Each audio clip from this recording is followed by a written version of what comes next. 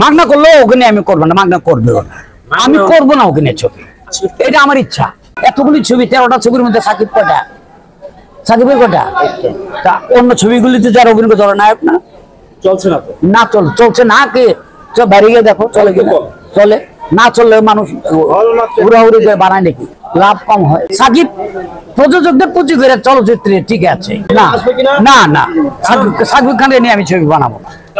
সাকিবের কোনো ঠেকা নেই আমার ছবি করার, ওইটা আমি আগে থেকে বললাম, কিন্তু আমি ওকে নিয়ে বানাবো না। সে করুক কি না করুক, সেও না করতে পারে, তার তো ঠেকা নেই, তার তো মার্কেট আছে। আমি ওকে নিয়ে ছবি বানাবো না। এটা কোনো কারণ নাই, আমি বানাবো না। আমি ওই একদিনের শুটিং 5 দিন আমি করতে পারবো না। 7টা শিডিউলে 12টায় 8টি 4টে আমি কাজ ওই আচ্ছা, আমি এটা বলতেছি না, আমি এক্সাম্পল দিলাম, এক্সাম্পল। আমি মাগনা করলেও ওকে নিয়ে আমি করবো না, মাগনা করবেও না, আমি করবো না ওকে নিয়ে ছবি। এটা আমার ইচ্ছা। না না না না না না ছবি শেষ হতে দেরি হয়। আমি সাকিব নিয়ে ছবি করছি, সুপার হিট ছবি করছি, বাপবেটি যুদ্ধ হিট ছবি, আর বিশ্ববরণ আগে ওর জীবনের প্রথম সুপার হিট করছি। তো না, ইচ্ছা না, আমি করবো না, মানে সময় বেশি লাগে আমাদের ছবি বানাইতে, আমাদের টাইম বেশি চলে যায়। মানে এটা বলবো কেন, আমাদের সময় বেশি লাগে। একটা ভালো আর্টিস্ট আসলে আমরা আস্তে ধীরে ধীরে করে খুব সুন্দর করে আনতে চেষ্টা করি, এই জন্য দিলে 100% সে একটা ভালো হবে। এখন তো কোনো নায়ক নেই না, স্যার আছে, সাকিব আছে।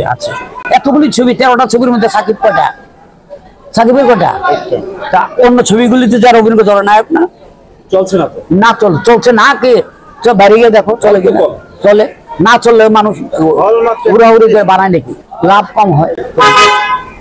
কম খরচ করে সাকিবের ছবি বানাতে গেলে 1 কোটি টাকা খরচ লাগে, আর অন্যান্য নায়কদের তো 25-30 লাখ টাকাতে ছবি রিলিজ করে। কম পয়সা করলে তো কম পয়সা উঠে যায়, বেশি পয়সা ভালো না করে তো ওঠে না। হইতে পারে তো, সত্যি হইতে পারে, সাকিবের ছবি তো ভালো যায়, এর মধ্যে কোনো ভুল নাই।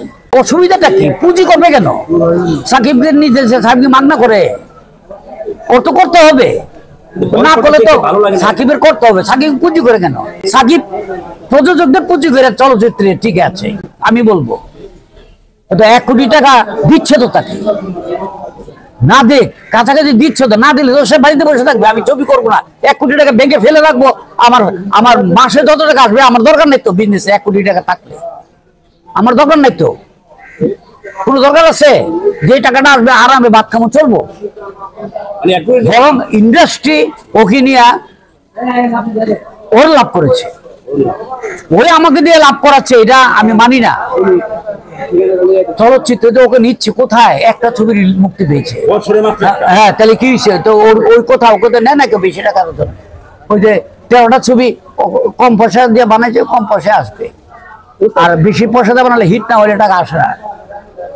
ওই 25 লাখ 20 লাখ 30 লাখ টাকা ছবি বানালে সেই টাকা চলে আসে, খারাপ ভালো চলে আসে। ইন্ডাস্ট্রি ঠিক রয়েছে তো এইভাবে। আজকে তো গত 10 বছর যাবত কোনো ভালো আর্টিস্ট পাচ্ছি না।